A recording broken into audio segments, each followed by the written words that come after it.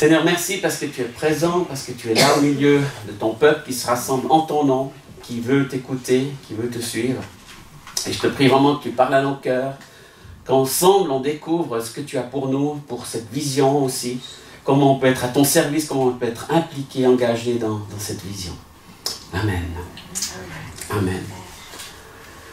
Donc une chose que j'ai réalisée en pensant vraiment à cette vision, ça fait quand même un certain nombre d'années que j'y pense, vous savez que je suis très impliqué dans la louange depuis des années, mais j'ai réalisé que la louange, c'est pas un but en soi. En fait, c'est super passionnant, intéressant, j'aime beaucoup, je continue d'être passionné pour la louange, mais je sais que c'est qu'une porte d'entrée, en fait, qui nous amène plus loin. Et puis c'est important d'aller justement dans cette deuxième étape, dans la suite de ce que la louange nous amène, en fait. La louange nous amène devant Dieu, nous amène dans sa présence, mais qu'est-ce qui se passe après? Ben, on commence à sentir Dieu, à entendre Dieu, à voir Dieu, et puis Dieu nous donne quelque chose, quoi. Il nous parle. Il nous donne une mission, il commence à nous parler un petit peu de ses fardeaux, de son monde, de tout ce qu'il a sur son cœur. Donc c'est génial d'être dans la présence de Dieu, mais on ne peut pas repartir après comme si c'était bon, quoi. Bon, c'est bien, Dieu m'a fait du bien, maintenant je continue ma petite vie. Au contraire, on commence à sentir un peu le cœur de Dieu pour les hommes, pour les nations, puis on se dit, mais waouh, Dieu, il a tellement plus que juste pour ma petite vie à moi, il a plus parce qu'il veut donner à beaucoup de monde. Donc ce que je comprends, ce que j'ai saisi, c'est que Dieu nous veut partenaires. Ça, c'est important que vous le compreniez. Vous êtes tous des partenaires avec Dieu. Dieu aimerait collaborer avec vous. Et là, il faut aussi qu'il y ait un déclic qui se passe dans nos têtes, parce que souvent, on est quand même un petit peu complexé. Hein. On est un petit peu dans la crainte, et puis l'ennemi, il met beaucoup d'emphase contre nous pour nous empêcher justement d'entrer dans notre appel, dans notre ministère. Et je vois la majorité des chrétiens pour qui je prie, quand j'ai un entretien, une discussion par rapport à ça, souvent ils ne se sentent pas capables, pas dignes, pas à la hauteur, pas assez spirituel, pas assez ci, pas ça. Moi, je ne viens pas devant vous en étant super spirituel, en étant super prieur, super adorateur. Non, je suis un homme normal comme vous. Il y a des jours où j'ai envie, des jours moins, des jours c'est difficile, des jours je suis enthousiaste, des jours un peu moins. Mais je sais que Dieu m'aime, que Dieu m'a pardonné, et que Dieu peut se servir de moi dans mon imperfection. Et que Dieu surtout attend mes prières, et attend mon cœur, parce qu'il m'a sauvé pour ça. Et je ne suis pas différent de vous, je ne suis pas supérieur à vous. Donc je crois que c'est aussi pour vous, chacun de vous, quand on comprend ça, tout à coup on peut se dire, waouh, j'ai un rôle à jouer. Ce qui me surprend, c'est que des fois, il y a des gens qui viennent ici pendant 2 heures et ils n'ouvrent pas la bouche. Alors ils disent, je suis bien. Ben, tant mieux, heureusement. Heureusement déjà qu'ils sont bien. Mais je me dis, il y a quelque chose qui les empêche de s'exprimer. Et qu'est-ce que c'est qui les empêche? C'est juste l'ennemi, par ses pensées, par ses raisonnements qui leur dit tu peux pas, ça fait tant de jours que tu n'as pas lu ta Bible, tu n'as pas prié cette semaine, tu as fait ci, tu as fait ça, tu as mal parlé. Et puis ils nous accusent, ils nous accusent, ils nous accusent. Du coup, nos pensées bataillent avec ces accusations au lieu d'entrer dans ce que Dieu veut pour nous. Donc, une bonne fois pour toutes, vous lui dites tais-toi, tu la fermes, tu me laisses tranquille. Et maintenant, je suis là pour Dieu. Parce que les accusations, elles sont plus valables, puisque Dieu nous a pardonné. Et bien sûr qu'il faut confesser nos fautes, confesser nos péchés, vivre une vie de foi avec Dieu. Il y a des fois où on doit se remettre en question, mais après, Seigneur, sers-toi de moi, quoi. Puis Dieu, il attend que ça. Donc, vous pouvez être là pour prier, pour adorer, et puis Dieu aime tellement vos prières. Et ce qui m'encourage là-dedans, c'est quand je lis Apocalypse 1, 5, 6, par exemple, le Christ nous aime, pour nous tous, il nous a délivrés de nos péchés par son sacrifice, donc c'est fait, il l'a fait, il a voulu le faire, et il a fait de nous un royaume de prêtres pour servir Dieu, son Père. Wow. Vous faites partie d'une race, d'un royaume de prêtres. Alors le mot prêtre en français est un peu piégé à cause des catholiques. On se dit, oulala, mais je ne veux pas être catholique, moi. Hein. Bien sûr, vous avez compris, ce n'est pas une question d'être catholique ou pas catholique, c'est une question d'être serviteur de Dieu. Un prêtre, c'est quelqu'un qui se tient dans la présence de Dieu. Pensez aux prêtres de l'Ancien Testament, aux Lévites, à tous ceux qui étaient dans le temple, qui servaient. Ils faisaient toutes sortes de travaux pratiques, hein, ils s'occupaient des sacrifices, du nettoyage, des parfums, etc. Mais aussi, ils étaient vraiment au service de Dieu, dans la prière, pour aider ceux qui venaient dans le temple, prier avec eux, et se tenir surtout dans la présence de Dieu, dans la louange, dans l'intercession. Donc Dieu a fait de nous, c'est l'Apocalypse, donc c'est le Nouveau Testament, c'est une parole prophétique pour l'Église d'aujourd'hui, un royaume de prêtres pour servir Dieu. Son Père. Son Père, votre Père, ton Père. À lui soit la gloire, la puissance, pour toujours. Amen. Donc, de ça découle la louange. Parce que franchement, qu'est-ce qu'on a fait, nous? Est-ce qu'on mérite quelque chose? Est-ce qu'on est là parce qu'on est des super chrétiens, des super héros? Non, on est là parce que Dieu a fait de nous un royaume de prêtres. Donc, c'est à lui la gloire. Et donc la louange, elle vient sur nous, elle tombe sur nous à cause de ce que Dieu a fait en nous, et puis elle remonte à Dieu, parce que chaque fois on est émerveillé de ce que Dieu a fait, n'est-ce pas? J'espère en tout cas. Vous arrivez encore à vous émerveiller du salut. Ce n'est pas quelque chose auquel on peut s'habituer, parce que Dieu l'a fait, puis Dieu le fait encore et encore. Apocalypse 5, 9, 10, il le redit un peu plus loin. Tu es digne de prendre le livre et d'en briser les sceaux, car tu as été mis à mort, et par ton sacrifice, tu as acquis pour Dieu des gens de toute tribu, toute langue, tout peuple, toute nation, et tu as fait d'eux un royaume de prêtres pour servir notre Dieu, et ils régneront sur la terre. À nouveau, il répète ça, hein. J'aime bien cette précision, des gens de toute tribu, toute langue, tout peuple, toute nation. J'aime bien dire que Dieu n'est pas raciste. Et c'est tellement important parce qu'aujourd'hui on fait des séparations, des catégories, on met des gens dans des boîtes, etc. Même dans l'église parfois. Mais Dieu a pris des gens de toute langue, toute race, toute nation. Et donc si on est là, on fait partie d'une langue, d'une race, d'un peuple, d'une nation. Et puis du coup, on est unis un petit peu au monde entier, à tous ces gens que Dieu a créés. Et on est, encore une fois, un royaume de prêtres pour servir. Dieu nous a créés pour le servir. Être au service de Dieu, ce n'est pas forcément être à plein temps dans la mission, c'est être un chrétien qui a compris que Dieu se sert de lui. Et vous êtes tous au service de Dieu, vous pouvez le servir, et ça c'est merveilleux. Et il le dit encore bien dans 1 Pierre 2, vous connaissez ce texte, verset 4, « Approchez-vous du Seigneur, la pierre vivante, rejetée par les hommes, et choisie et jugée précieuse par Dieu. Prenez place, vous aussi. » C'est intéressant, c'est une interpellation. Allez, prenez votre place en fait. Comme des pierres vivantes dans la construction du temple spirituel. J'aime cette notion que Dieu construit un temple, construit son église, il construit ce qu'il a prévu de construire, et on fait partie de sa construction. Nous, chacun de vous. Et ça m'a réjoui de vous voir ici, de savoir que vous aviez envie de venir, parce que ça veut dire que vous avez capté un petit peu que vous avez un rôle à jouer pour la construction de l'église en fait. Tu vois, je ne suis pas pasteur, je ne suis pas missionnaire, je ne suis pas... Non, laissez de côté encore une fois ces complexes, ces idées-là pour dire j'ai un rôle à jouer. Déjà dans la prière, déjà par ma présence, je suis une pierre vivante qui permet à la construction de ce temple que Dieu. Vous y formerez un groupe de prêtres consacrés à Dieu. Vous lui offrirez des sacrifices spirituels qui lui seront agréables par Jésus-Christ. On parle bien de sacrifices spirituels. Dans l'Ancien Testament, c'est des vrais sacrifices d'animaux. On a versé beaucoup de sang. Beaucoup d'animaux ont été sacrifiés. Aujourd'hui, c'est des sacrifices spirituels. Qu'est-ce que c'est un sacrifice spirituel? Ben, c'est justement la louange, la prière, l'intercession, le jeûne et toutes les choses que Dieu nous appelle à vivre. Et Dieu accepte ces sacrifices. Comme il acceptait le sang des animaux qui étaient brûlés pour lui, maintenant, il veut les offrandes, des sacrifices spirituels. Donc, vous faites partie de ce groupe-là. Ne vous excluez pas. Ne laissez pas l'ennemi vous exclure, vous enlever et vous empêcher de rentrer dans cet appel. Puis verset 9, il le dit encore très clairement, mais vous êtes la race choisie, les prêtres du roi, la nation sainte, le peuple qui appartient à Dieu. Ça m'a toujours interpellé de dire que Dieu m'avait choisi. C'est dans Jean 15 qui dit, je vous ai choisi. Il dit, oh mais Dieu, alors il y a des préférés, il y a des chouchous. Mais en fait, il nous a tous choisis personnellement. Ça veut dire qu'il prête attention à chacun de nous par notre nom, notre identité, qui on est, et il vient nous chercher et nous appeler. Donc, le fait d'être choisi, ça veut dire qu'on est important, n'est-ce pas? Ça veut dire qu'il y a un désir de Dieu, qu'on fasse partie de sa race, de son peuple, de sa nation. Et c'est ce que vous êtes aujourd'hui. Et pourquoi? Pour la suite de ce verset le dit, il vous a appelé à passer de l'obscurité à sa merveilleuse lumière, ça c'est le salut déjà, la conversion, et ensuite afin que vous proclamiez ses œuvres magnifiques. Alors on peut proclamer dans l'évangélisation, mais on peut aussi proclamer dans la prière, dans la louange, dans l'intercession. On fait ça en fait. On dit waouh, Dieu a fait des grandes choses pour moi. Dieu a agi dans cette situation, Dieu est intervenu, ou on lit des textes bibliques, puis on proclame ce qui est écrit, on dit waouh, Dieu. Comme faisait Israël, il dit ouais, c'est lui qui nous a sortis d'Égypte, c'est lui qui a terrassé l'Égyptien. Il y a des descriptions assez fortes de certaines choses, certains combats. Et c'était pour proclamer la grandeur de Dieu finalement. On a eu la victoire grâce à Dieu. Alors, les richesses de l'intercession et de l'adoration, évidemment, ça commence par l'adoration. J'ai dit l'adoration, c'est la porte d'entrée, c'est le début. Ce que j'aime dans l'adoration, c'est que finalement, ça nous garde accrochés à Dieu.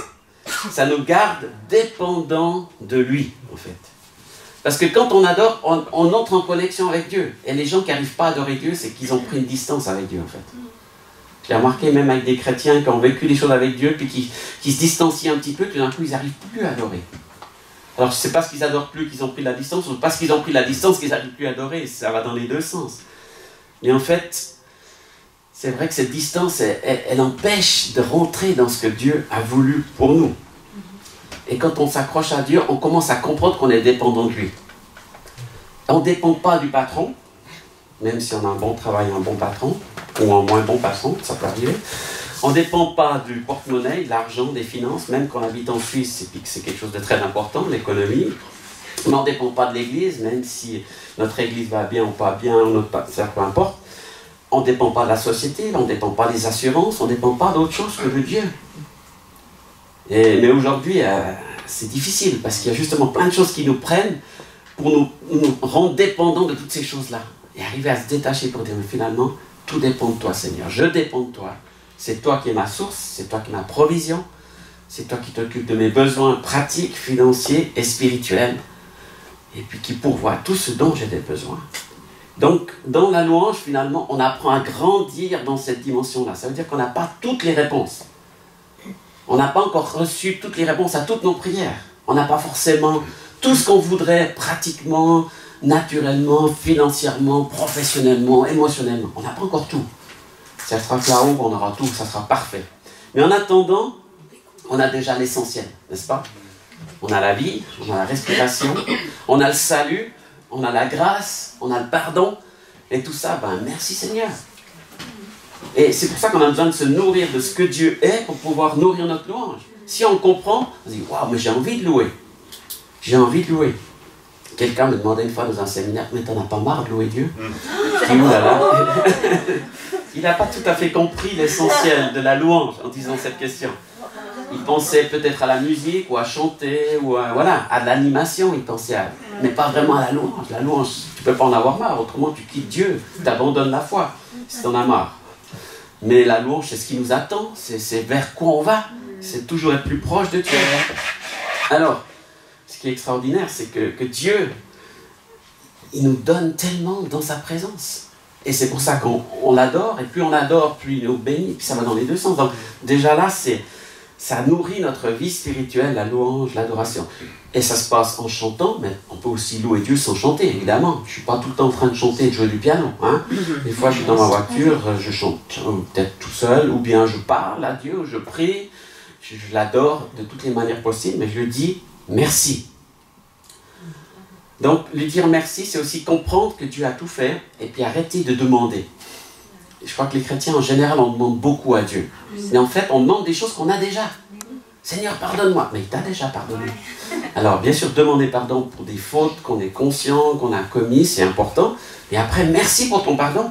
Merci pour ta grâce. Des fois, on lui demande 10 fois pour la même chose. Il dit, mais c'est bon, je t'ai pardonné. C'est bon, c'est fait.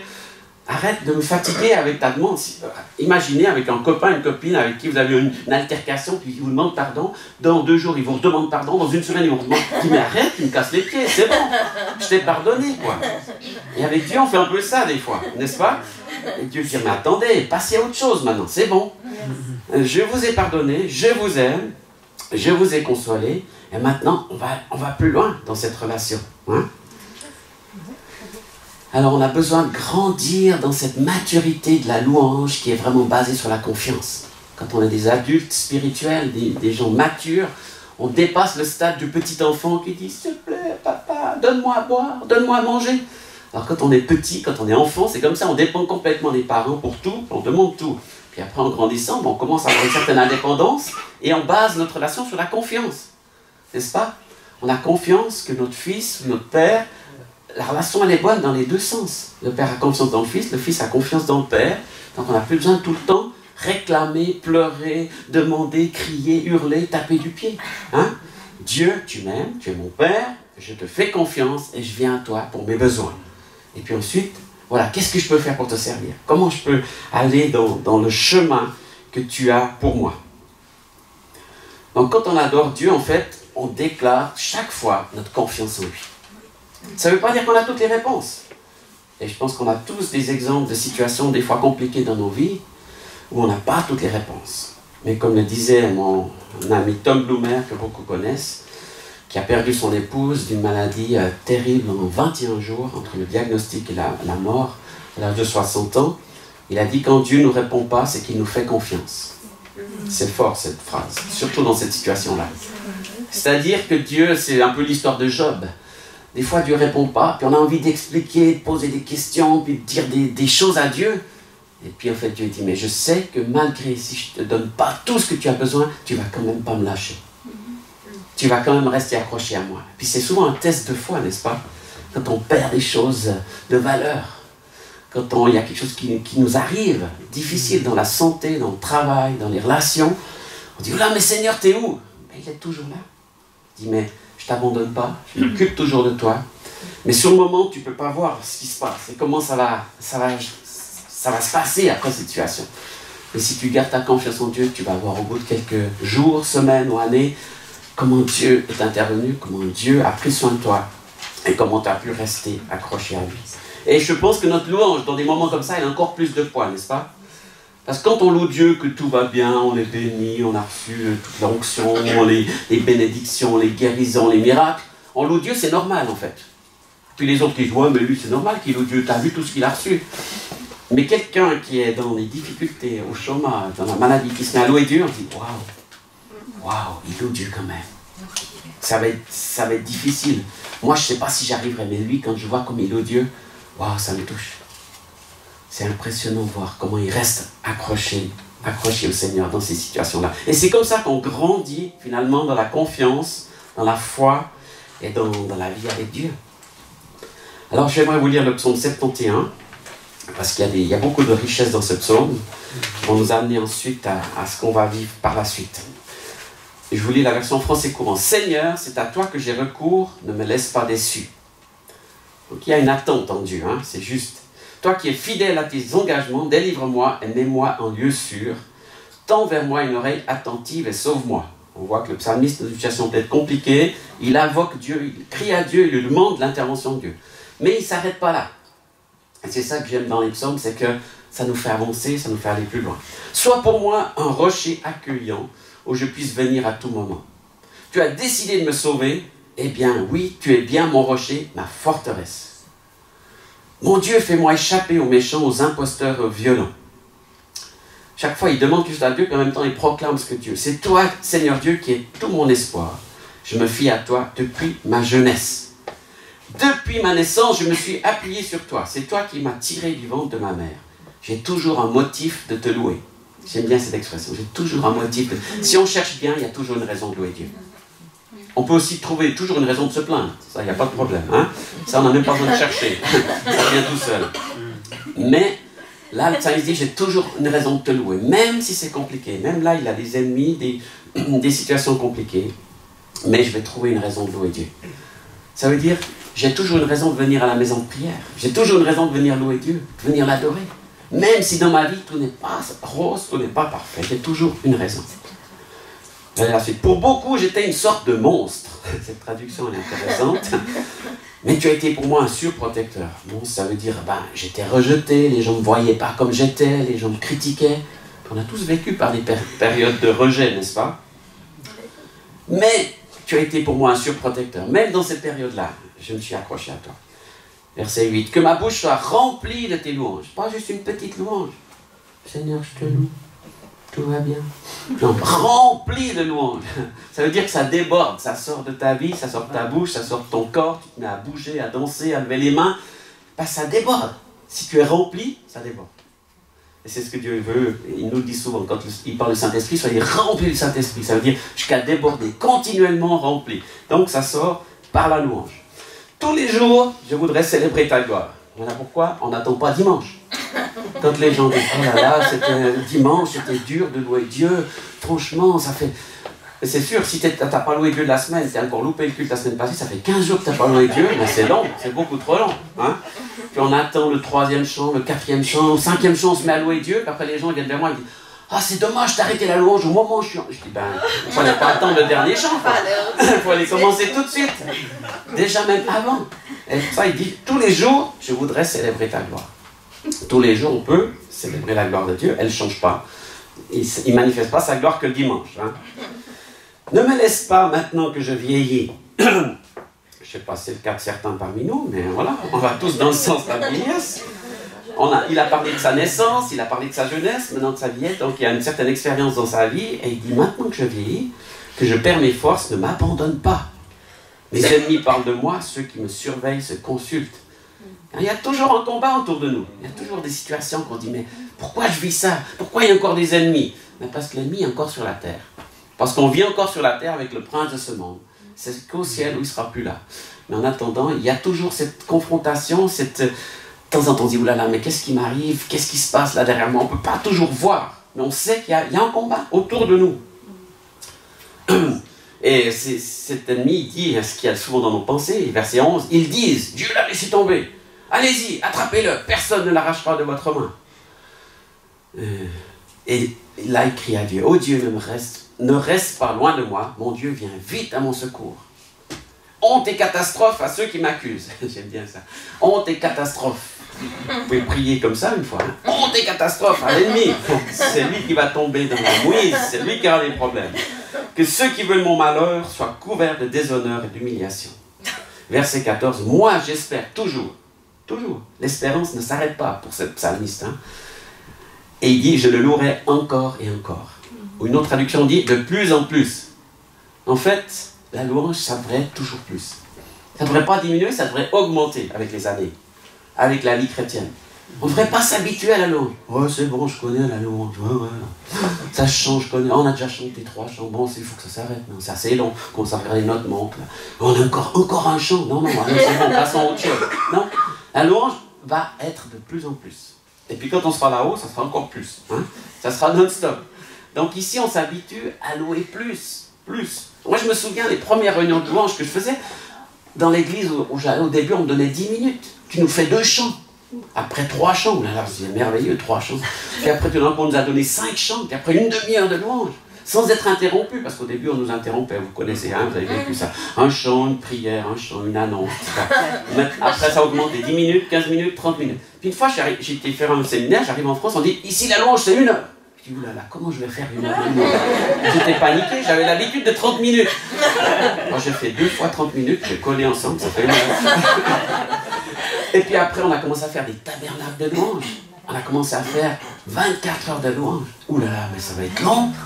Hein? 2 heures de louange. Et puis après un autre groupe, puis après un autre, puis après d'autres. Puis on revient, puis on va se reposer un moment, puis on revient, puis on voit la louange continuer. Puis on sent que ça augmente. Avec le temps, la durée, la précision, la présence de Dieu, c'est toujours plus fort. Puis après, on a fait 72 heures de louange. Et puis on était à Jérusalem dans la conférence de prière des nations plusieurs années de suite. Et puis là-bas, c'est quasiment non-stop, quoi. Il y a la conférence depuis 8 h le matin jusqu'à 22 h le soir, avec juste une pause à midi. Et puis en plus, il y a la maison de prière à côté. Quand vous sortez de la réunion, vous pouvez aller dans la maison de prière. Donc il y en a qui... Hein, on est rempli de louanges. La maison est remplie de louanges. La conférence est remplie de louanges et ça ne s'arrête pas. Et puis maintenant, la vision des maisons de prière, qui est là depuis une trentaine d'années, c'est ça. C'est la louange, ça ne s'arrête pas. Et quand en fait tu vas dans une maison de prière et que tu rentres dans la louange, tu dis waouh, je suis en retard. C'est comme si tu dis ouais, ça a déjà commencé. Ils sont déjà en train de louer, surtout si vous êtes dans un schéma non-stop qui ne s'arrête pas. Vous ne pouvez pas passer du temps à discuter, à réfléchir. Attention, quand c'est que je vais commencer à rentrer dans la louange, hein? Parce que la louange, elle est là, on sent qu'elle est là et qu'elle ne s'arrête pas, donc on rentre dedans et on voit que ça ne s'arrête jamais. Donc c'est juste de le louer encore et encore, de le louer de plus en plus. Ne vous fatiguez jamais de la louange. Ne vous lassez jamais de la louange. Mais toujours rentrer dans cette louange. Et là, à ce moment-là, il continue le psalmiste tout en enthousiasme. Je dirai combien tu es fidèle à toi-même. Je raconterai tous les jours comment tu es le sauveur. Tant tes bienfaits sont innombrables. Donc tous les jours, encore une fois, la louange elle est là. Et tes bienfaits sont innombrables. On dit, oh mais j'ai tout dit à Dieu là. J'ai fait toutes mes prières, j'ai plus rien à dire. Puis en fait, on laisse le Saint-Esprit nous visiter. Il y a d'autres prières qui viennent, n'est-ce pas? Il y a d'autres bienfaits qu'on constate. Puis on entend un frère prier, puis après une sœur prier. Et puis il y a d'autres bienfaits, il y a d'autres bénédictions. Puis après on se remet à prier. Puis en entendant la prière, en lisant un texte, ça renouvelle, ça vient, ça ne s'arrête pas. C'est innombrable. Dieu est infini. Dieu est bien trop grand pour qu'on le mette dans une boîte disant voilà, au bout de 10 minutes, j'ai tout prié. Ça ne s'arrête pas. C'est beaucoup plus grand que ça, n'est-ce pas? J'entrerai chez toi, Seigneur Dieu. Grâce à ton intervention, je ne parlerai que de ta loyauté. J'entre chez Dieu. On entre dans sa maison, en fait. Il nous attire dans ses parvis, dans la cour, dans le temple, dans le lieu saint, dans le lieu très saint, tout près de lui. Il nous ouvre grand la porte et puis on peut être vraiment chez lui. Quand vous êtes chez quelqu'un dans son salon, vous savez que vous êtes dans l'intimité, n'est-ce pas? Et c'est là où on se dit des choses précieuses. On peut s'entendre, on peut se parler. Et puis on dit, waouh, je suis avec cette personne. Et surtout si on admire la personne chez qui on est, dit, waouh, j'ai été invité chez lui, tu te rends compte et tout, c'est génial. On va se dire plein de belles choses. Et Dieu nous invite dans cette même intimité, cette même dimension, tout près de lui, pour pouvoir lui parler. Ô Dieu, tu m'as instruit dès ma jeunesse, et jusqu'à présent j'annonce tes merveilles. On se souvient toujours de notre histoire aussi, c'est important. Si on est là, c'est parce qu'on a une histoire spirituelle. Dieu est venu nous chercher. Il y a peut-être eu des hauts, des bas, des moments d'éloignement, des moments de remise en question. Mais si on est là, c'est on sait, Dieu est venu me chercher. Dieu m'a sauvé. Et Dieu m'a amené ici aujourd'hui. Donc sans se ressasser de toutes les erreurs, les échecs, les déceptions, dire waouh, maintenant je suis là. Et je reste là. D'accord? Je m'accroche à cette présence là. Et il le dit encore, on voit bien qu'il est au bout de sa vie. Maintenant, j'ai les cheveux blancs, oh Dieu, ne m'abandonne pas. Et je pourrai annoncer ton action efficace et vigoureuse aux jeunes et à ceux qui viendront après eux. Si on est là, c'est parce qu'il y a aussi eu des gens avant nous, n'est-ce pas? Il y a des gens qui ont prié avant nous. Est-ce que vous savez qui a prié pour vous? Peut-être que vous le savez, il y en a qui ne savent pas, mais sûrement vos parents, vos amis, un voisin, quelqu'un qui vous a témoigné. Vous savez qu'il y a eu des prières avant vous. Et peut-être plus que même ce que vous savez. Et vous savez les prières proches, mais peut-être des gens plus loin qui ont prié pour vous. Et puis maintenant, vous qui êtes là, qu'est-ce que vous devez faire? Priez pour la génération qui vient. Priez pour la jeunesse. Priez pour ceux qui vont arriver, pour qu'ils continuent de porter ce flambeau. Donc en priant, en intercédant, en louant, on transmet quelque chose, en fait. C'est pas juste pour nous. Automatiquement, on le transmet. Parce qu'on dit aux gens, oui, moi je prie, oui, moi je loue, oui, moi je me tiens dans la présence de Dieu. Du coup, ça interpelle les autres. Ah bon, tu vas à la maison de prière? Ah bon, tu vas faire quoi? Mais pourtant, il y a un bon film ce soir. Non, mais je vais à la maison de prière. Hein? Ça veut dire que tu prends une décision ferme dans ta foi et qui témoigne aux autres de qu'est-ce qui a priorité dans ta vie, qu'est-ce qui a de la valeur dans ta vie. Verset 19. Ô Dieu, ta loyauté est si haute, car tu as fait de si grandes choses. Dieu, tu n'as pas ton pareil. Aujourd'hui, on est tellement dans la comparaison. Hein? On est dans un monde où on cherche à comparer. Puis le monde aussi compare. Ils vont même comparer les dieux, les puissances, les divinités, essayer de trouver de la puissance un peu plus là, etc. Mais Dieu, il est bien au-dessus de tout ça. Il n'y a pas de pareil à notre Dieu. À cause de toi, j'ai connu bien des angoisses et des malheurs, mais tu viendras me rendre la vie. Tu viendras me faire remonter des profondeurs de la tombe. On voit que sa situation de vie n'est pas facile. Et même en tant que chrétien, on vit des persécutions, des critiques, des fois dans notre propre famille, dans nos propres amitiés, dans nos propres relations, dans notre travail, on nous critique. Malgré tout, il n'y a que Dieu qui peut nous sortir de là. Et c'est encore une raison de plus pour s'accrocher à sa présence. Une nouvelle fois, tu me consoleras, tu me rendras mon honneur. J'aime bien cette expression. Dieu nous donne notre honneur. Notre honneur, il est en Dieu. C'est ça qui nous donne la valeur. Il n'y a pas besoin de plus.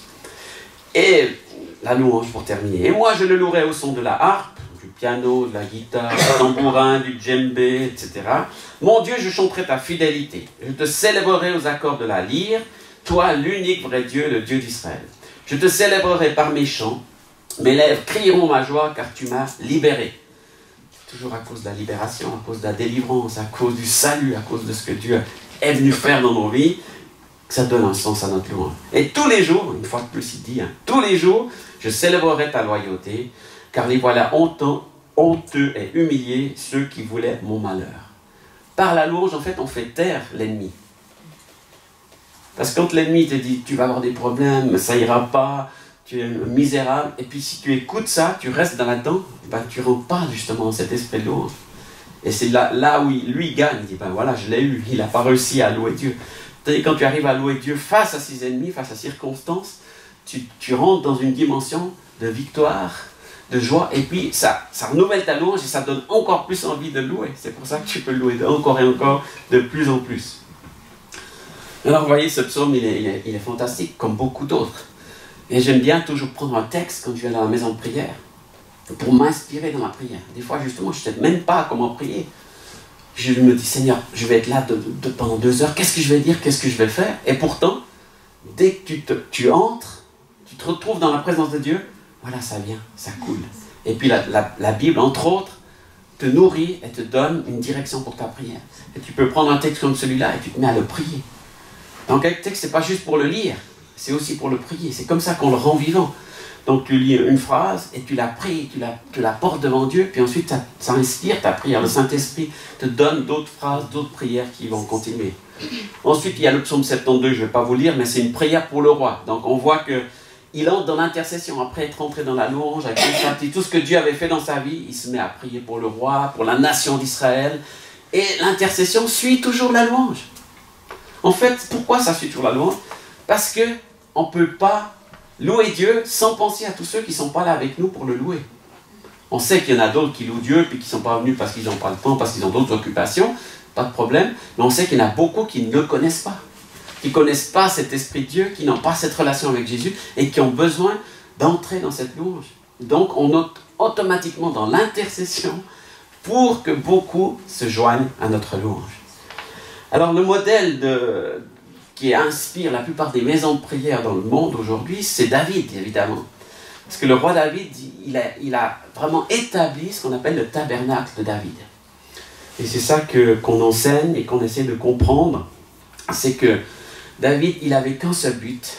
Quand il a reçu l'appel de Dieu, il ne s'est pas battu pour accomplir les choses. Il a attendu 10 ans encore. Il a eu cette guerre avec Saül. C'était compliqué. Saül voulait sa mort, il était jaloux de lui. Pourtant, il avait l'onction de Dieu, il avait l'appel de Dieu. Il a attendu, il ne l'a pas fait tout seul, il n'a pas forcé les étapes. Mais quand il est arrivé roi, qu'est-ce qu'il a voulu faire? La première chose, c'est amener l'arche à Jérusalem. Parce qu'à l'époque, l'arche était la présence de Dieu. C'est là où Dieu se manifestait. Et dans 2 Samuel 6, verset 12, on a cette histoire, parce que l'arche, elle avait été volée, elle était prise par les Philistins, et ils l'avaient mis dans leur temple, et puis chaque fois qu'ils mettaient l'arche, il y avait la statue d'Agon qui tombait, alors ils la remettaient, ça retombait, alors finalement, d'un moment, ils se sont dit, bon, il y a un problème avec cette arche, et ils l'enlevaient. Hein? Et puis ensuite, l'arche était dans la maison d'Obed-Édom. C'est une petite colline qui n'est pas très loin de Jérusalem. Lors d'un voyage, on était à Jérusalem, on a pu aller visiter cet endroit, c'était magnifique. Et là-bas, il y a un kibbutz avec des chrétiens qui prient et qui vivent dans ce même endroit, qui est vraiment un lieu de bénédiction. Il dit, on informa le roi David que le Seigneur avait béni la famille d'Obed-Édom en faisant prospérer toutes ses affaires à cause du coffre sacré. La présence de Dieu, ça bénit. Ça bénit notre endroit, ça bénit notre maison, ça bénit notre vie, ça bénit tout ça. Alors, David se rendit chez Obed-Édom pour en faire amener le coffre à la cité de David, dans un joyeux cortège. Vous savez qu'avant, il y a eu un problème, parce qu'il a voulu déjà l'amener, et qu'il a été trop vite, il l'a fait à sa manière, avec des chars, c'était une manière moderne, rapide, et Dieu avait donné des ordres pour ne pas le faire n'importe comment. Il y a eu Uza qui est mort, et puis donc là, David il s'est remis en question, il dit, ah là là, c'est pas juste comme on fait. Et là, c'est la suite, hein, quelques mois plus tard. Lorsque les porteurs du coffre eurent avancé de 6 pas, donc ils faisaient 6 pas, ils s'arrêtaient. David sacrifia un taureau et un veau gras. Puis il se mit à danser de toutes ses forces en l'honneur du Seigneur. Ils ont dû faire 6 pas, un sacrifice, 6 pas, un sacrifice, 6 pas, un sacrifice. Ça a dû leur prendre plusieurs jours pour aller. Puis pendant tout ce chemin-là, David, il dansait. Il était tellement content, il dit, enfin, on va ramener l'arche. Enfin, la présence de Dieu va revenir, va être là. Alors, on connaît cette histoire, on en parle plus ou moins, hein, toujours sur la danse de David. Hein. Je danse comme David, on a chanté ce chant. Hein. De toutes ses forces en l'honneur du Seigneur, vêtu seulement du pagne de fin l'un des prêtres. Il y en a qui disent qu'il était tout nu, là il a un pagne, donc il était plus ou moins nu.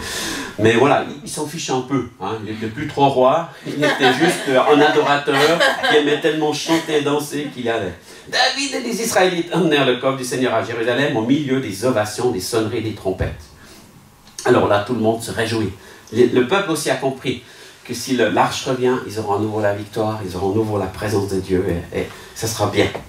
Au moment où le coffre arriva dans la cité de David, Michal, fille de Saül, regarda par la fenêtre. La fille de Saül, qui est aussi la femme de David, elle vit le roi danser et tournoyer devant le coffre. Alors elle éprouva un profond mépris pour lui. Michal, elle est spectatrice. Et vous savez, quand dans la louange, on est spectateur, on a toujours un problème. Et si on est spectateur, qu'est-ce qu'on fait? On voit tout ce qui ne va pas.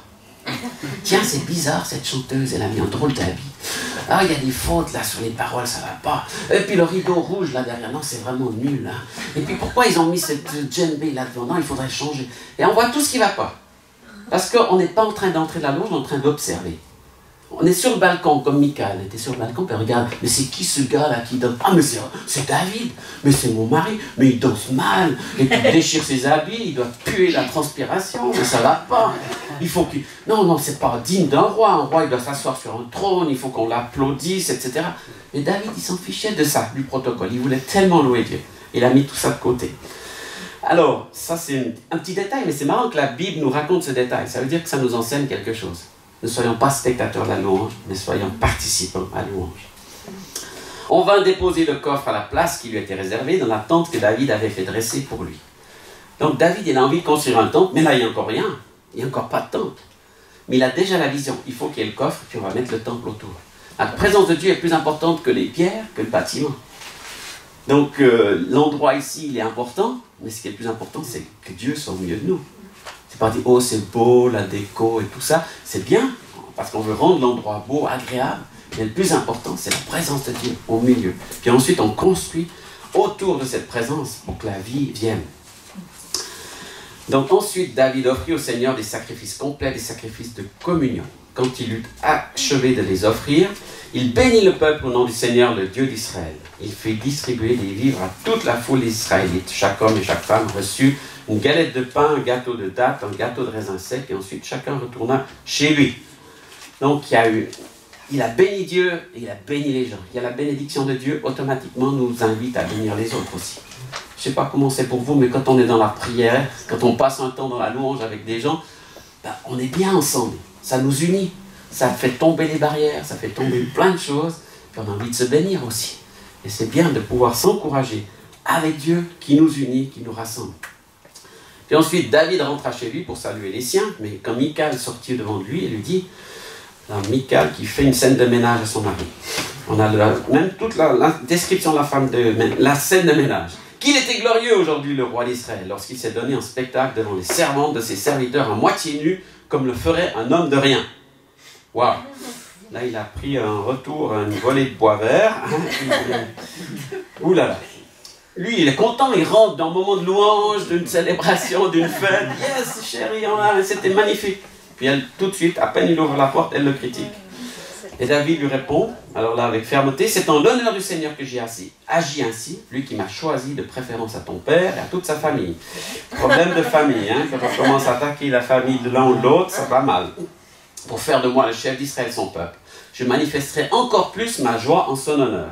Je m'abaisserai, je m'humilierai encore plus à mes propres yeux.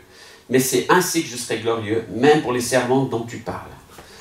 Donc là, il sait, lui, son focus, sa direction, elle est claire. Il dit, c'est Dieu que j'adore et c'est lui qui sera toujours glorifié. Et je m'humilierai même devant les servantes pour que Dieu soit glorifié. Donc on voit combien il est déterminé par la louange. Bien, les conséquences, verset 23, Michal, fille de Saül, n'eut pas d'enfant jusqu'à sa mort. La critique amenait la stérilité. La critique amène la stérilité. Si c'est pas là, c'est physique, mais ça peut être spirituel. Si tu es dans une église et tu fais que de critiquer tout ce qui ne va pas, il y aura une stérilité spirituelle. C'est impossible. Je ne connais aucune église parfaite. Excusez-moi. Mais si vous en connaissez une, vous me donnez l'adresse. Mais donc, ça n'existe pas. Donc, on ne peut pas juste aller dans une église pour critiquer tout ce qui ne va pas et dire la louange ci, la prière ça, il faudrait faire ci. Faites ce que Dieu vous appelle à faire. Soyez des intercesseurs. Priez pour le pasteur, priez pour l'église, priez pour la communauté, priez pour les frères, les sœurs. Faites la différence dans ce que vous voyez comme besoin, justement. Dites la louange ne va pas, ben faites quelque chose pour la louange. L'intercession ne va pas, ben commencez à intercéder. L'évangélisation ne va pas, ben commencez à évangéliser. Il y a tellement à faire. On n'est pas beaucoup d'églises où il y a tout. Donc, vous pouvez aller dans une église, il y a toujours plein de boulot, plein de choses à faire et à servir. Et ne critiquez pas, ça va vous amener que de la stérilité spirituelle. Rien de plus.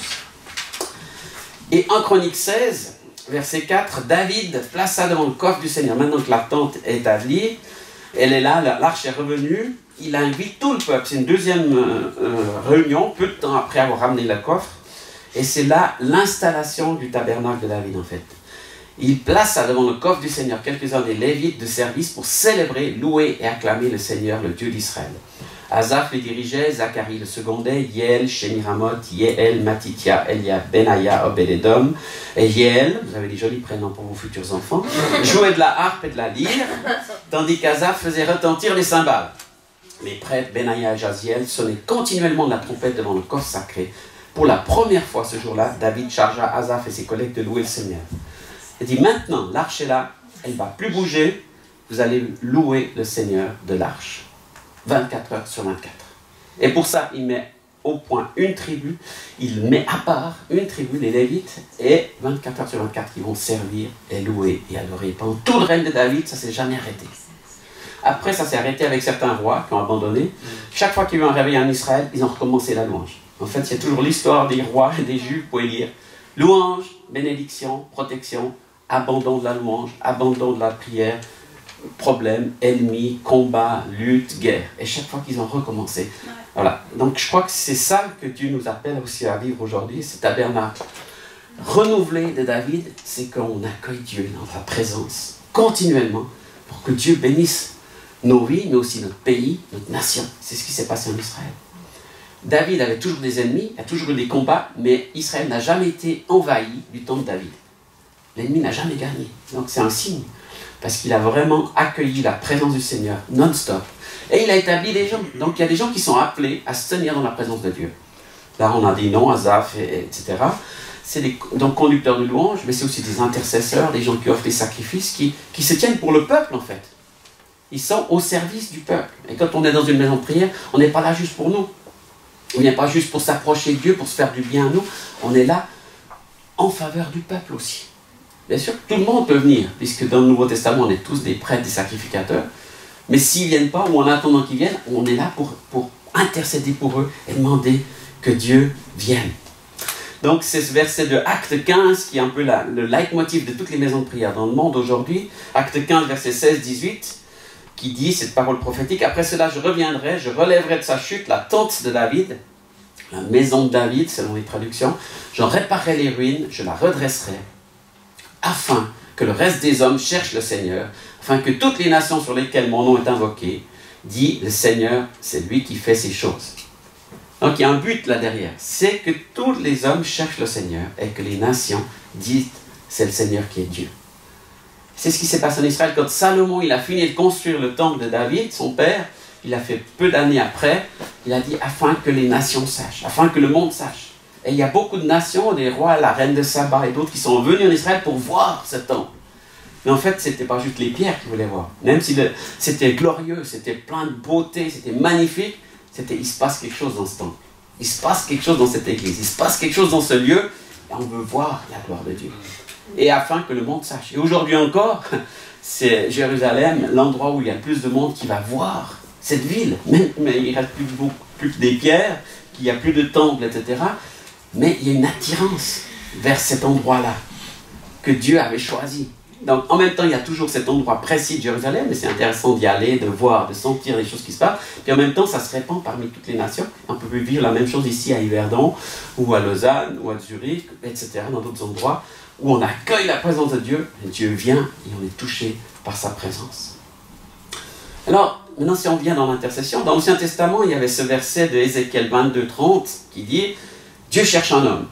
Hein? Vous connaissez, je cherche parmi eux un homme qui élève un mur, qui se tienne à la brèche devant moi en faveur du pays, afin que je ne le détruise pas. » Le but de Dieu, c'est sa intercession. Tu te tiens là pour le pays, pour que Dieu ne le détruise pas. Mais je n'en trouve point. Waouh, quelle tristesse. On sent le cœur de Dieu brisé. Il dit, mais il n'y a même pas un homme qui veut sauver ce pays, en fait. Et ça, c'est le texte de base de l'intercession qui inspire tous les intercesseurs dans le monde entier. Oui, mais je veux me tenir à la brèche pour mon pays, pour ma ville, pour mon église, pour ma famille. Je ne sais pas comment vous avez découvert l'intercession. Moi, je me souviens quand je me suis converti, la première chose que j'ai eu envie de faire, c'est de prier pour ma famille. Ma famille n'était pas chrétienne. Juste ma sœur qui m'a amené au Seigneur. Et puis, avec qui on dit, on va prier pour le reste de ma famille, mes 3 frères, mes parents, cousins, oncles et tantes. On a commencé à prier pour eux. Après, je suis venu au groupe Interjeunes à Yverdon. Je suis arrivé en 1977, on avait un grand événement sur la place du kiosque, qui s'appelait Kiosque 77. On voulait évangéliser la ville d'Yverdon. Et puis on dit, ah mais on va prier. Pendant une semaine, il y a la prière sur le Montella. C'est une petite montagne au-dessus d'Yverdon. On voit très bien la ville. Et là, moi je ne savais pas qu'est-ce qui arrivait là. Je suis arrivé, puis je voyais des gens qui étaient à genoux et puis qui priaient pour la ville d'Yverdon. Je disais, mais c'est énorme, comment est-ce qu'on peut toucher une ville? Un petit groupe de jeunes, on était 20, 25, 30 à prier pour une ville de 20 000 habitants. On se disait, c'est pas possible.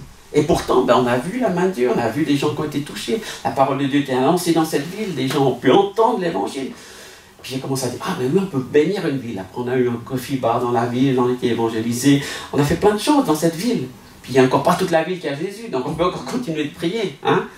Mais il s'est passé des choses dans ces dernières années quand même. Il y a plus de chrétiens maintenant à Yverdon qu'il y en avait il y a 30 ou 40 ans en arrière. Puis ensuite, avec différentes rencontres et contacts que j'ai eus avec Jeunesse en Mission, on a commencé à prier pour la Suisse. J'ai rencontré des groupes d'intercesseurs, il y avait différents hommes à Berne, à Zurich, etc., qui avaient le même cœur de prier pour la Suisse. On s'est retrouvés pour prier pour la Suisse. On a fait des rencontres de prière pour la Suisse. On s'est prié pour la nation. Mais c'est trop grand la Suisse, 7 millions. Ouh là là, comment on va faire? Mais Dieu aime la Suisse, Dieu veut bénir la Suisse. On a commencé à s'humilier, à demander pardon et à prier ensemble, à porter la Suisse. On est tout petit.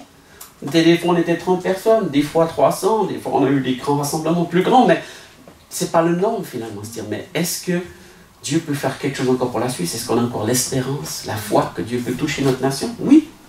Et puis avec Jeunesse en Mission, on prie pour les nations, ça fait quelque chose que Dieu a donné à cette mission depuis longtemps. On intercède pour d'autres pays. On a commencé à prier avec l'équipe musicale pour toutes les nations francophones. Il y a 500 millions de francophones sur la terre, donc c'est énorme. Et puis une cinquantaine de pays qui parlent français. On essaye d'aller les visiter, d'aller annoncer l'évangile, faire notre petite part. Donc c'est trop grand pour nous, puis on ne peut pas porter tout.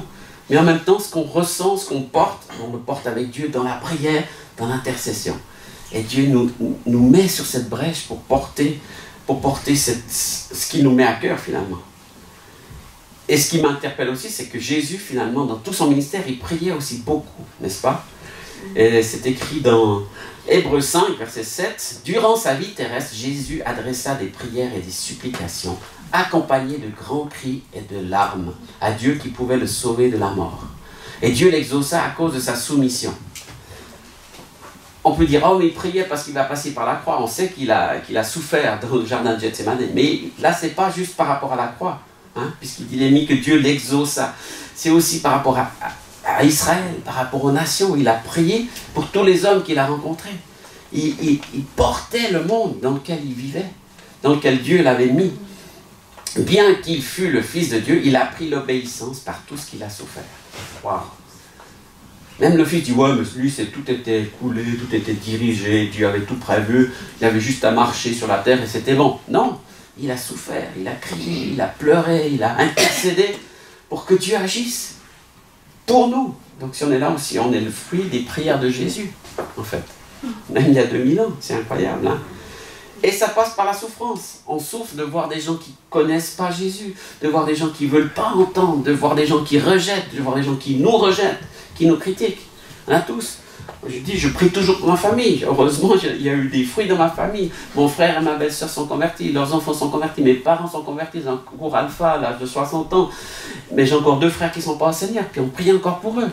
Et comme par hasard, ils sont entourés de chrétiens. Chaque fois dans leur boulot, dans leur travail, il y a tout le temps des chrétiens qui arrivent sur leur route, quoi. Ah, j'ai rencontré tel et tel, il paraît qu'il te connaît. Ah, mais j'ai vu celui-là cette semaine, il m'a parlé de toi. Sans cesse, sans cesse. Donc même si nous on leur parle de Jésus, Jésus leur parle d'une manière ou d'une autre par d'autres personnes. Donc c'est bien de prier, de continuer, de persévérer, la prière comme Jésus le faisait. Et bien sûr, Jésus, il nous a enseigné comment prier.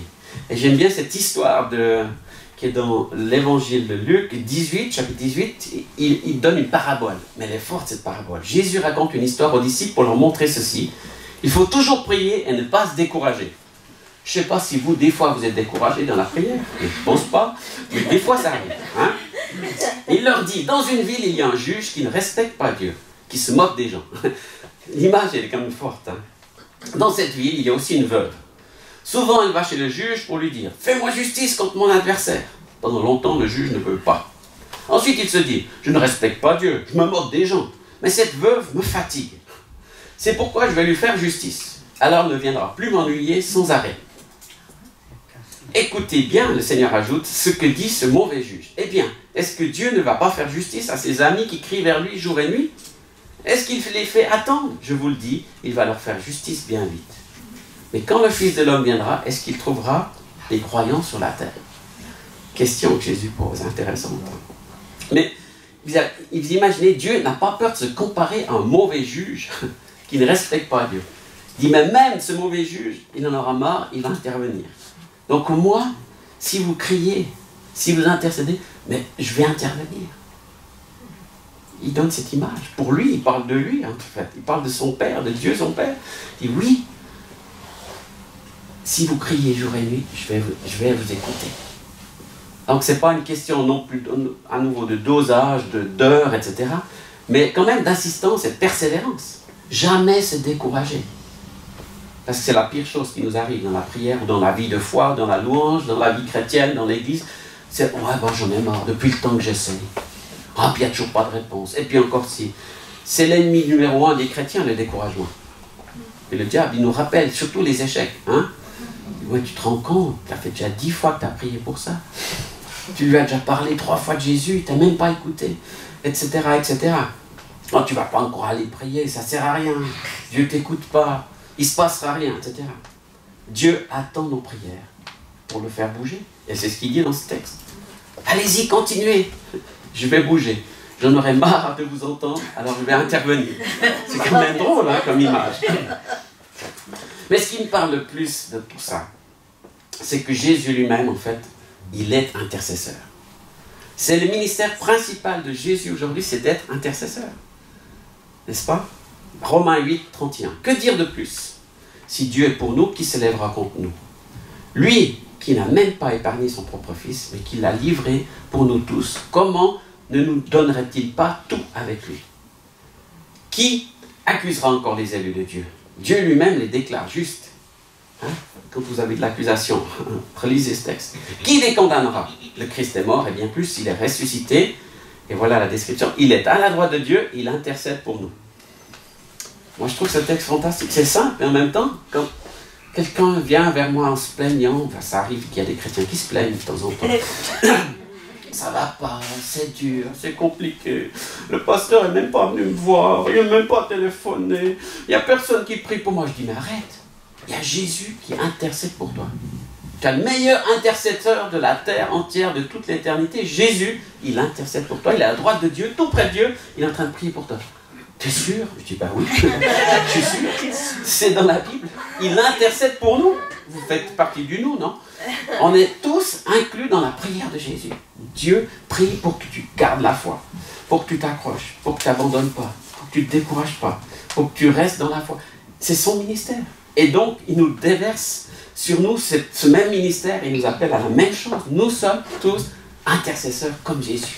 Et on a accès à la présence de Dieu. On a accès à être devant le trône de Dieu pour dire, oui Seigneur, sauve cette personne, intervient, agit. Et on insiste comme cette pauvre veuve devant le juge pour que Dieu agisse. Donc ne nous décourageons pas et soyons imitateurs de Jésus qui intercède. Jésus n'est pas en train de critiquer. Jésus, ce n'est pas un rapporteur qui rapporte à Dieu, dit, t'as vu ce chrétien là? Depuis le temps qu'il fait des bêtises, je crois qu'il faut que tu le laisses tomber. T'as vu cette église là, toutes les choses fausses qu'ils font, il faut vraiment stopper, il faut casser cette église, c'est terminé, etc., etc. Ça, c'est les manières humaines de faire. Et bien sûr, diabolique. Destruction, critique, et puis abaissement, et puis mépris. Alors que Jésus, il intercède. Non, allez, relevez-vous, continuez, ne lâchez pas, persévérez, soyez encouragés. C'est ça que Jésus fait. Donc, on est appelé à être comme Jésus. Et bien sûr, ce qu'on vit dans les maisons de prière, c'est cette image aussi des sentinelles et des gardes. Ça, c'est quelque chose qui est très fort à Jérusalem, à cause de ce célèbre verset qu'on connaît tous, d'Ésaïe 62, verset 6. C'est aussi un des versets qu'on a coulé dans le béton là-dessous. Hein, vous êtes en train de marcher dessus. Sur tes murs, Jérusalem, j'ai placé des gardes. Ils ne se tairont ni le jour ni la nuit. Encore une fois, ni le jour ni la nuit. Non-stop, 24-24. Vous qui la rappelez au souvenir de l'Éternel, point de repos pour vous. Ne lui laissez aucun relâche, jusqu'à ce qu'il rétablisse Jérusalem à la rende glorieuse sur la terre. Alors pratiquement à Jérusalem, c'est ce qui se passe. Il y a déjà 4 maisons de prière qui fonctionnent non-stop. Il y a de plus en plus d'églises qui prient pendant des heures à Jérusalem. Il y a beaucoup de chrétiens qui vont continuellement là-bas pendant des semaines de faire la prière du jeûne. Donc, ils prient tous ce verset là-bas. Donc il y a déjà des milliers de prières qui montent avec ce verset, sûrement des millions. Et ça continue, jusqu'à ce que Dieu rétablisse Jérusalem. Donc il va le faire. Mais on peut prendre cette même image pour nous ici, pour la Suisse, pour Yverdon, pour nos églises, pour nos familles. Seigneur, je vais te rappeler tes promesses. Je vais te rappeler ce que tu as dit. Et l'image des gardes et des sentinelles, ben moi, automatiquement, qui était un bon soldat suisse, un bon, normal, disons, j'ai fait mes devoirs, voilà, je n'étais pas un fan, mais j'ai appris à faire la garde, et c'est pas le truc qu'on préfère à l'armée, en fait. Quand on regarde au début de la semaine, on regarde les listes et tout ce qu'il va y avoir la semaine, on dit, ah, je suis de garde, mardi, oh là là, mince, à 2 h du matin, ou c'est le mois de novembre, il va faire froid, il faut tenir pendant 2 heures dehors, faire la ronde, pour rien, en fait. Tu te dis, c'est pour rien, hein. Parce qu'il n'y a personne, il y a tout le monde qui dort, il n'y a de toute façon pas d'ennemis, il n'y a pas de bandits, mais il y a quand même des véhicules, il y a quand même des munitions, il y a quand même des armes, il y a des choses, donc c'est quand même sérieux. C'est pas la rigolade. Et si tu fais quelque chose de mal à la garde, ben, tu vas tout de suite en prison militaire, parce que c'est quand même très très contrôlé. Donc tu dis, waouh, c'est un peu sérieux, puis pas trop, mais c'est quand même très sérieux. Je dis, mais voilà, devant Dieu, c'est la même chose. Il n'y a peut-être que 2 personnes qui sont debout pour 200 qui dorment, mais ces 2 personnes, elles ont un rôle très important. De protéger les 200 qui dorment. De garder les 200 qui dorment. D'être alerte sur ce qui se passe. Qu'est-ce qui se passe? Ah là, il y a un bruit, là, il y a un feu, là, il y a quelqu'un qui veut entrer. Donc, on intervient. Mais peut-être que la plupart du temps, on ne fait rien, si ce n'est que de marcher, de regarder. Puis on ne voit pas ce qui se passe. Puis on se dit, il n'y a pas d'ennemi. Mais c'est peut-être parce qu'on est là qu'il n'y a pas d'ennemi. S'il n'y avait pas de garde ou pas de sentinelle, peut-être que justement, l'ennemi, ah, facile, il n'y a pas de protection, on y va. Donc on est aussi des protecteurs pour l'Église. Des veilleurs, des intercesseurs, on est des protecteurs. Peut-être que l'Église ne sait même pas. Ils dorment tous, ils ne savent même pas qu'il y a des gens qui prient. Ils n'ont pas compris qu'il fallait prier. Ils ne savent pas que c'est important. Ils préfèrent dormir. Dieu est avec moi, il est ma paix, tout va bien. Tant mieux s'ils dorment dans la paix. Mais je crois qu'il ne faut pas oublier que c'est aussi parce qu'il y a des hommes et des femmes qui se tiennent sur la brèche. Comme je l'ai dit, si on est là, c'est parce qu'il y en a qui se sont tenus sur la brèche pour nos vies, qui ont prié pour nous, qui ont combattu pour nous, qui ont intercédé pour nous à des moments précis. Donc si nous, on est là aussi, je crois que ce n'est pas pour rien. Et je ne vous le dis pas pour vous mettre en fardeau, mais plutôt que vous preniez comme une responsabilité, une belle responsabilité. Dieu vous fait confiance, dit, oui, tu peux être un garde pour moi, tu peux être une sentinelle pour mon Église, pour mon peuple, tu peux te tenir sur la brèche et je vais écouter tes prières. Et c'est aussi ça qui va faire reculer l'ennemi, parce que l'ennemi sait la puissance de la prière. Des fois, il le sait peut-être même mieux que les chrétiens. Il sait très bien. Et il recule devant les prières, devant l'intercession, devant ceux qui se tiennent dans la présence de Dieu. Alors pour terminer, je vais prendre la prière de Jésus, parce que finalement c'est notre exemple, c'est notre modèle. Et ce qui est important, c'est pas juste de prier. Quand on entre dans l'intercession, en fait, on dépasse le stade de prier pour ses propres besoins. Ça, il n'y a pas besoin de l'apprendre, il n'y a pas besoin de faire de séminaire. On sait tous prier, Seigneur, donne-moi à manger, donne-moi un travail, occupe-toi de ma santé, guéris-moi, donne-moi des forces. Ça, on prie très facilement. Et puis, c'est normal, c'est juste. Mais après, il faut qu'on passe à une autre étape. On commence à prier pour les autres. Et c'est là où on entend vraiment le ministère d'intercession. Et c'est ce que Jésus fait dans Jean 17. C'est la prière de Jésus, la prière qu'il enseigne à ses disciples.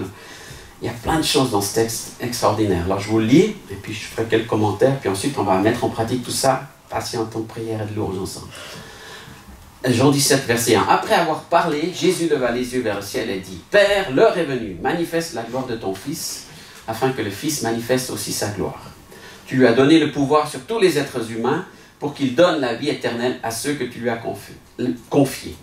La vie éternelle consiste à te connaître, toi le seul véritable Dieu, et à connaître Jésus-Christ que tu as envoyé. » Connaître Dieu, c'est déjà ça. C'est la base. C'est une base de prière. Le connaître. En tant que seul Dieu. Pas connaître une religion, pas connaître un truc vague, mais connaître.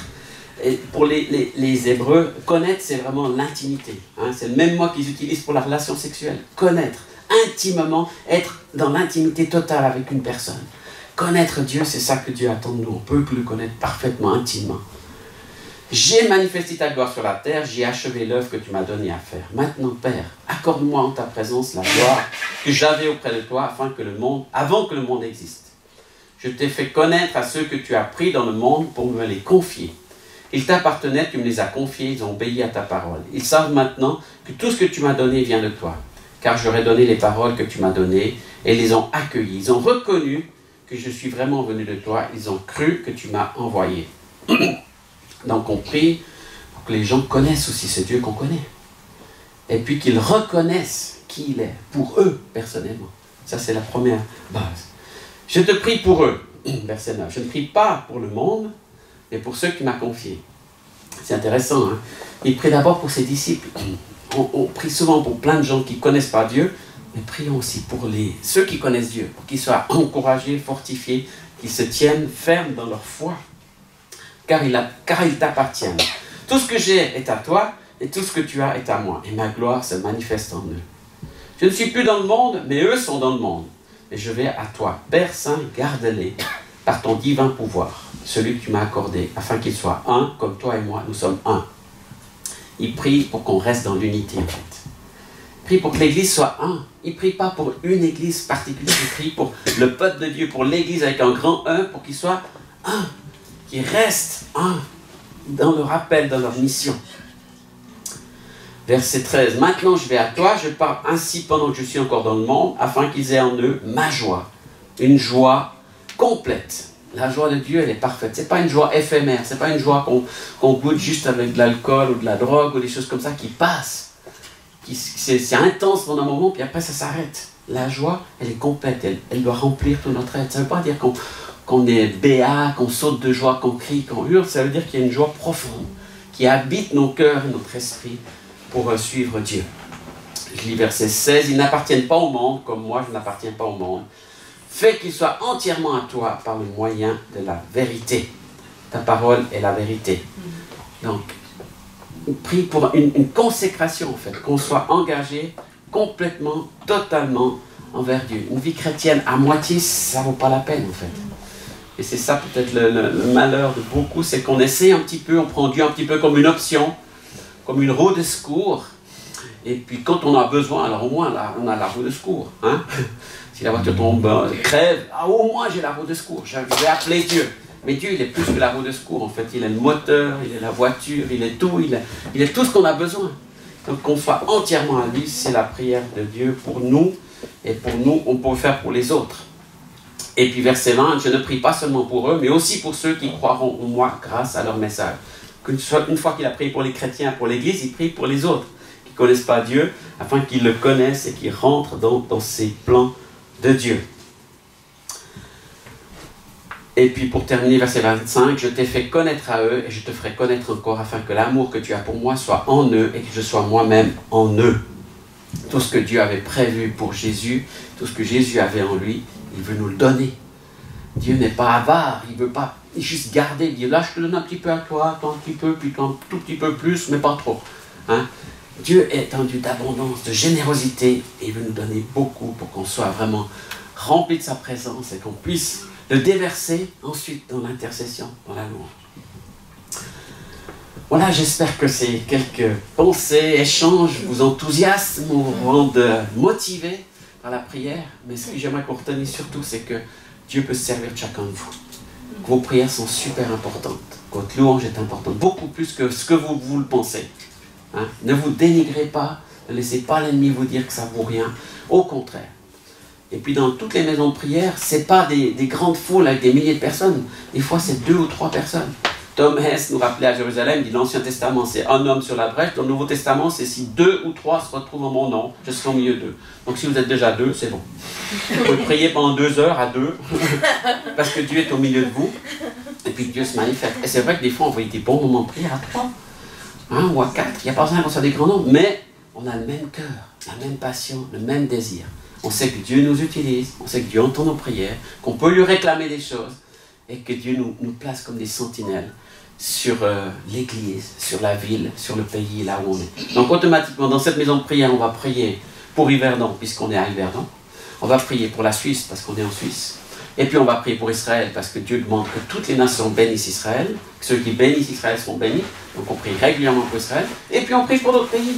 Il y a des moments où on a prié pour le Burkina Faso, on a prié pour la Corée du Nord, on a prié pour le Zimbabwe, on a prié toutes sortes de choses. Donc, à cause de certaines personnes, où le Saint-Esprit nous inspire de prier pour certains pays. On prie pour la politique, pour l'économie, on prie pour la santé, on prie pour tous les secteurs. on n'est pas en train de prier pour nos besoins. Je me souviens, je termine avec cette histoire d'une dame qui venait à Pommier. À Pommier, il y avait des champs, il y a des gens qui venaient en retraite quelques jours. Quoiqu'ici, c'est aussi possible de louer une chambre à la maison de Morija, et puis de rester là aussi quelques jours. Il y en a qui viennent aussi. Elle me disait, ouais, j'ai des besoins, j'aimerais vraiment que vous priez pour moi, je vais venir à la maison de prière, prier pour moi. Puis je lui ai dit, vous pouvez venir, mais on ne va pas prier pour vous. On était fâchés un petit peu. J'ai dit, mais ça, c'est pas un lieu pour prier pour les gens. Mais venez quand même. Et puis elle est venue, un petit peu à contre-cœur, je pense. Et puis au bout de 3 jours, je l'ai revue à la fin de la session, puis elle m'a dit, ah, mais c'était fantastique, j'ai passé 3 jours merveilleux. Pourtant, personne n'a prié pour moi. Je lui ai dit, maintenant je peux prier pour vous. Parce qu'elle s'est approchée de Dieu, et Dieu a comblé ses besoins. Donc je ne dis pas que c'est interdit de prier les uns pour les autres. On n'a pas le droit. On se bénit, ça nous arrive souvent en fin de veille, à la fin on dit, ok, on va se bénir, on va s'encourager. Mais on ne passe pas 2 heures à prier pour nos besoins, pour notre vie, pour notre... Il y a des tas d'autres endroits aussi pour ça. Et puis ça, comme je l'ai dit, il n'y a pas besoin d'apprendre. Ça vient tout seul. Mais on vient là pour se mettre à disposition de Dieu. Puis on se dit, mais Dieu va m'utiliser. Et puis souvent, on ne sait même pas exactement comment. Et puis aussi, on ne peut pas mesurer tout. Ah, j'ai prié pour ça, donc il va se passer ça, puis j'ai prié pour ça. Ce n'est pas nous qui donnons les ordres à Dieu, mais on se tient dans sa présence, on reçoit son esprit, son inspiration, sa direction, et puis ensuite, on porte les choses que Dieu veut qu'on porte avec lui. Et à la fin, on se dit, mais waouh, j'ai collaboré avec Dieu, et Dieu a collaboré avec moi, je suis son ouvrier, je suis son outil. C'est merveilleux d'être utilisé et de pouvoir collaborer avec le Seigneur, n'est-ce pas? Amen.